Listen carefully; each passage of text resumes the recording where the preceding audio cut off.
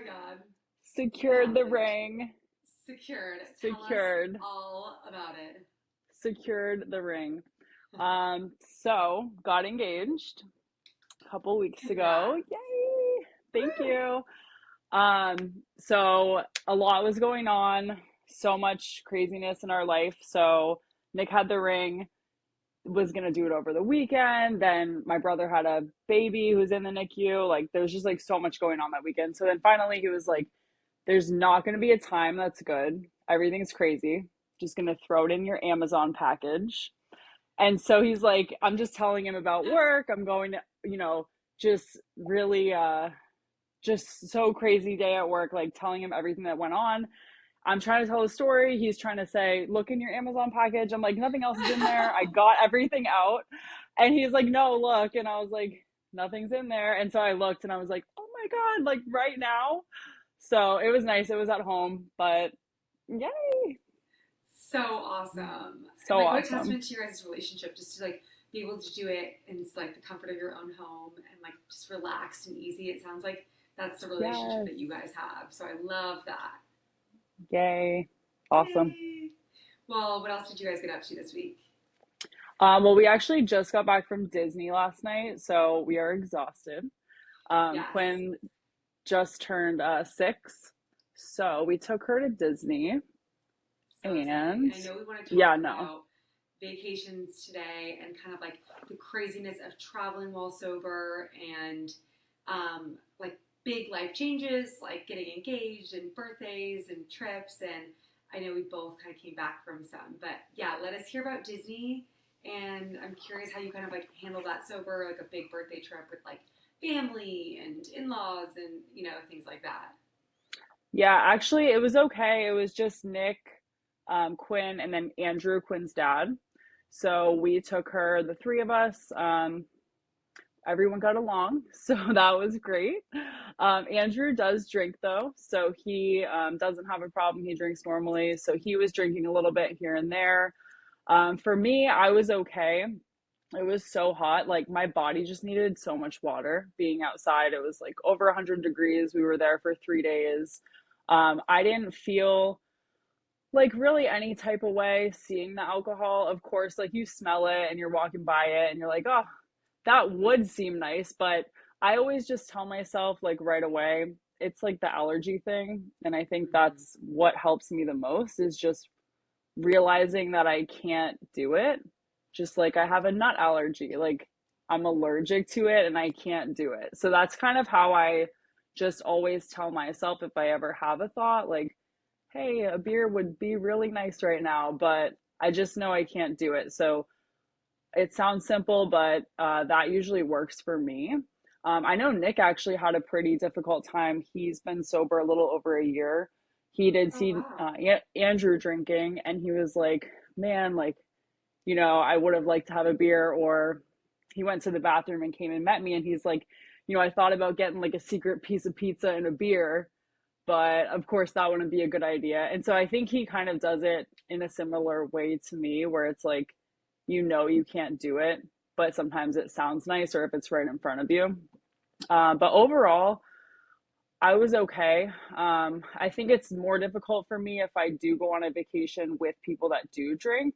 So that Mm-hmm. can make it a little bit more difficult. But being, what are we now? A little over 2 years sober, I don't feel, even when I see it, that I really want to have it anymore. Like Yeah. that was more in the beginning for me. It was really difficult. I did isolate myself. I would stay home. I would not hang out with those friends. I would stay back from events, holidays in the beginning, because I knew in the beginning it was really difficult for me to be able to just tell myself, "Hey, you can't do that." It wasn't Right. that easy back then. Yeah. No, I think for me too, like, I definitely don't like romanticize the idea of drinking. Like, I don't look at people and go, oh, I wish I could drink right now. If anything, it's like, I wish I drank normally.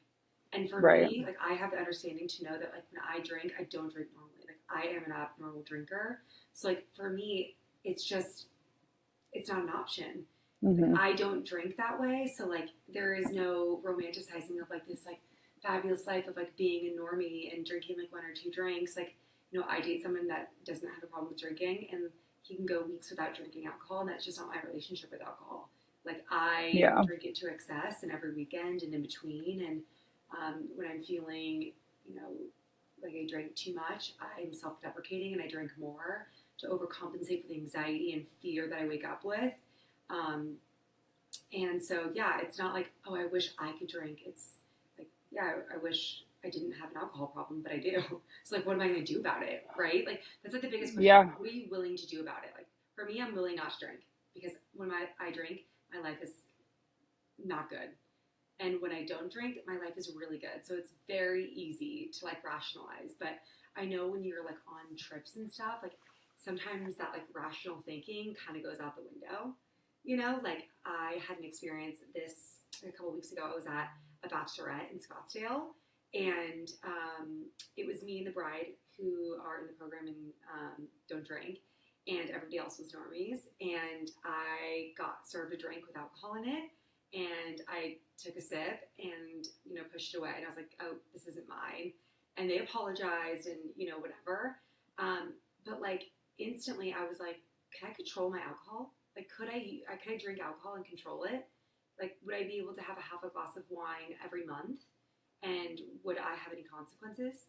But like, I know the way that I drank for 6 years when I drank kind of problematically, and like, one hard day at work or one inconvenience for me, that half glass of wine would turn into 3 or more, and like it would begin again.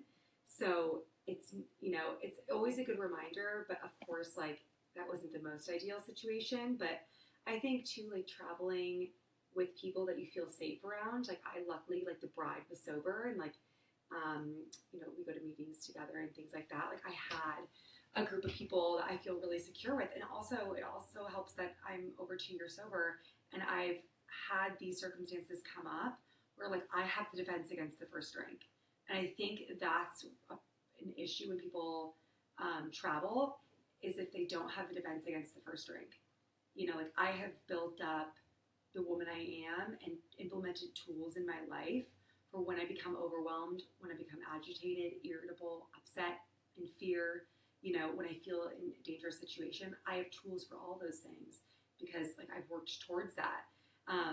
So those things can be more seamless for me today.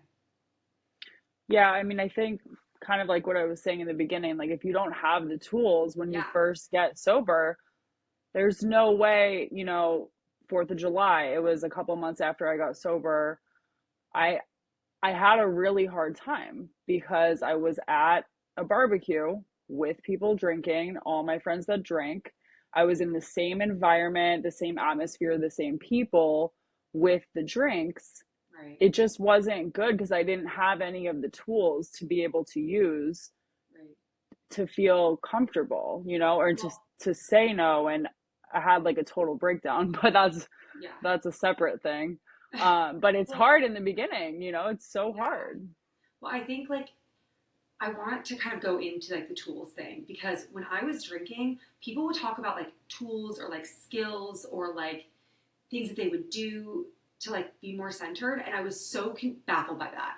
Like that idea baffled me, that people had like life skills or tool sets to like help guide them through situations. I would be like, what tools? Like, do you have a therapist? Like, what does your therapist do? Does she give you homework? Like, I was so confused, and I didn't understand how they had life skill. Like, they had the rule book and I didn't. So, like, I do want to go into a little bit of like the tools that we're talking about. Like, for me, the tools that I get in sobriety, and I think these are different for everybody. So, Hmm. for me, meetings are like my number one thing. Um, I work a program. I think there's a lot of different programs people can look up and use. And within that, I get a group of women in sobriety. So like I have a big sober community that like I hang out with. Like my life is based around that. I also have normie friends. My family is, doesn't have a problem drinking. And so that being my community is huge. And like another thing is like right now I've been kind of struggling with like some irritability and like some resentments. And, um, you know, I'm like, okay, so what am I going to do about it? Like, what tools do I have to combat this? And of course, I've talked to people who are sober and like kind of like come up with some things. And I do like a daily reflection at night. Like I do like an inventory of my day. Like where was I fearful? Where do I own amends? Like do I own apology? Like a review of my day. Like where was I upset? And so I can really like look at my part. Because I think when I look at my part, that helps me go, oh, okay. So like the world is not out to get me. Like we're good, you know. And then Yeah. also I've been doing a prayer and meditation every morning. I read the St. Francis prayer. So if anyone's listening, just Google it and a picture will come up with the prayer. And it just kind of helps me center and remember that like it's not up to me to be consoled, but what I get more when I console others. And like you'll read it in the prayer, but it's like it's really about giving and receiving. And when I can be of service, I'm really out of self. And right now with this like irritability stint that I've been dealing with, like being of service to others is like going to go a long way for me. And I didn't understand these tools before I got sober. Like I just thought that that was going to be my life. Like every weekend, drama with friends, drama with family. And I didn't know that there was another way of life than that. I just thought like that was my personality. I didn't think that was anything worth change, like anything I could change. Yeah. So chaotic, right? Like you just Yeah, think my life was just chaos, like the relationships, the way I was living, like day to day. Um, and just everything was just chaos. But like you said, I thought that was just me. yeah, That's how I am. But it doesn't have to be like that. But you do no, have to work, you have to work hard and, remind yourself to stay on track in order to achieve that. Because if yeah. like otherwise everything's just so chaotic. But anyway, so my tools are going to be actually Quinn and I started doing like a reflection of our day together. So she has I a love that. journal and I have a journal. And Nick has one too, actually, the three of us do it, which is really nice, like family time, but also gives us each time to like look at, the highs and lows or what we're grateful for and things like that. That's super helpful. Yeah. I personally like working out because it helps with my anxiety and just helps to like reset my mind and my body. And I just feel so much better after. So, physical activity, like regardless of what Huge. type of thing you want to do, run, bike, swim, go to the gym. um and then just like really simple things like make your bed, keep a clean house, don't leave dishes, like make sure everything has a spot. And for me, I'm not like OCD, but I do get very out of line if I don't have everything in order. I In order. create I almost create like chaos for myself, and that goes back to like living in a chaotic state in your Totally. addiction.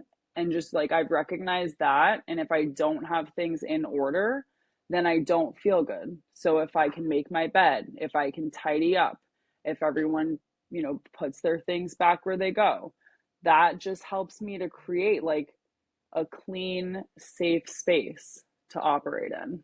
Well, my So those mom are always just a used to couple of say, mine. like, yeah, my mom used to say growing up, um, like your house is a reflection of you.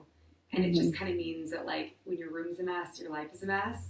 And of course, that's not always true, but, like, to some extent, it can be. Like, but, like, for me, when I was drinking, like, my apartment was, like, spotless.